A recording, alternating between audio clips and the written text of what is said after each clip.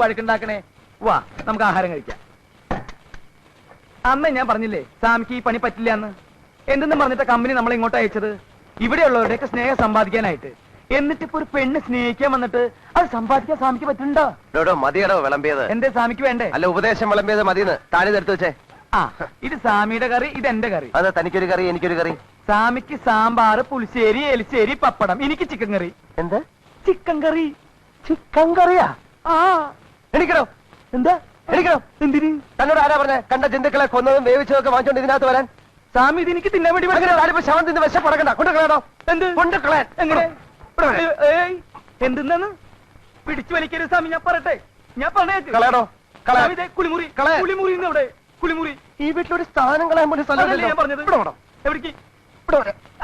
ഞാൻ ചോറ് കെട്ട് വരാന്ന്. ഞാൻ പിടിച്ചു വലിക്കരുതെന്ന് പറഞ്ഞു. എവിടേക്ക് വലിക്കണെന്നെ?